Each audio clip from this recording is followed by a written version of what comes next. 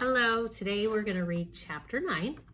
So get your copy of the book, turn it to page 60. And just to refresh your memory, in chapter 8 we met Otis at the pet shop and we met Sweetie Pie, and Opal got an invitation to Sweetie Pie's party, which isn't until September. And she also worked out an arrangement to be able to get a collar for Winn Dixie from the pet shop. Chapter 9. Just about everything that happened to me that summer happened because of Winn Dixie. For instance, without him, I would have never met Gloria Dump. He was the one who introduced us. What happened was this. I was riding my bike home from Gertrude's Pets, and Winn Dixie was running along beside me. We went past Dunlap and Stevie Dewberry's house, and when Dunlap and Stevie saw me, they got on their bikes and started following me. They wouldn't ride with me. They just rode behind me and whispered things that I couldn't hear. Neither one of them had any hair on his head because their mama shaved their heads every week during the summer because of the one time Dunlap got fleas in his hair from their cat, Sadie. And now they looked like two identical bald-headed babies, even though they weren't twins. Dunlap was 10 years old like me, and Stevie was 9 and tall for his age. "I can hear you," I hollered back at them. "I can hear what you're saying," but I couldn't. Winn Dixie started to race out ahead of me. "You better watch out," Dunlap hollered. "That dog is headed right for the witch's house." "Winn Dixie," I called, but he kept on going faster and hopped a gate and went into the most overgrown jungle of a yard that I had ever seen. "You better go get your dog out of there," Dunlap said. "The witch will eat that dog," Stevie said. "Shut up," I told them. I got off my bike and went up to the gate and hollered, "Winn Dixie, you better come on out of there." But he didn't.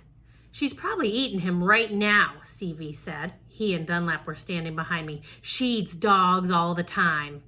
"You get lost, you bald-headed babies," I said.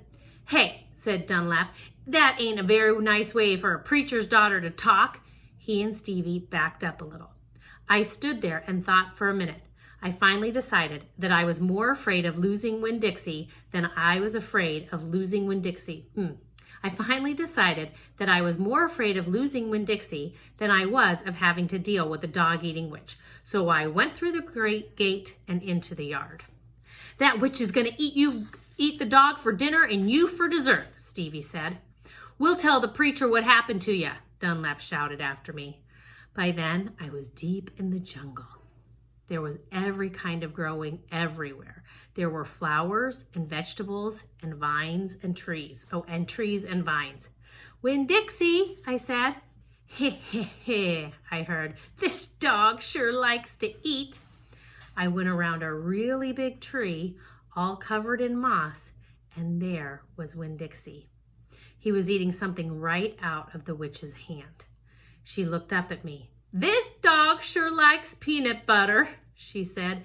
"You can always trust a dog that likes peanut butter." She was old with crinkly brown skin. She had on a big floppy hat with flowers all over it. And she didn't have any teeth. But she didn't look like a witch. She looked nice. And Winn Dixie liked her. I could tell. I'm going to read that again. Close your eyes and picture this woman they called a witch. She was old with crinkly brown skin. She had on a big floppy hat with flowers all over it. And she didn't have any teeth. And she didn't look like a witch. She looked nice. And Winn Dixie liked her. I could tell. Okay, now open your eyes. "I'm sorry he got in your garden," I said. "You ain't got to be sorry," she said. "I enjoy a little company." "My name's Opal," I told her. "My name's Gloria Dump," she said. "Ain't that a terrible last name, Dump?"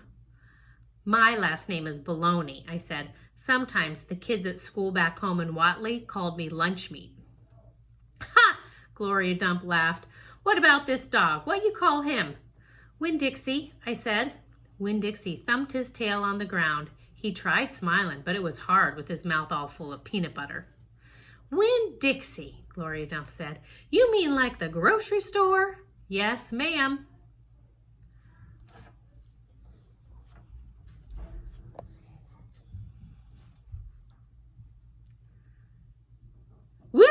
Hey, she said, that takes the strange name prize, don't it? Yes, ma'am, I said.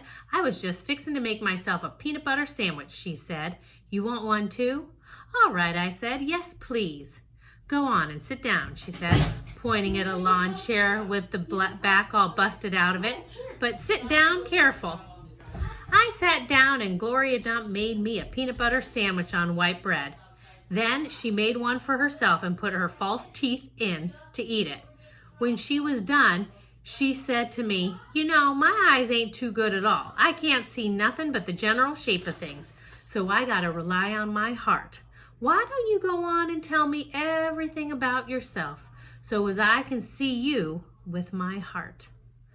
And because Winn-Dixie was looking up at her like she was the best thing he had ever seen, and because the peanut butter sandwich had been so good, and because I had been waiting for a long time to tell some person everything about me, I did. That's the end of chapter 9. Now that we're done with chapter 9, start thinking, what do you think she's going to include when she tells Gloria Dump everything about herself?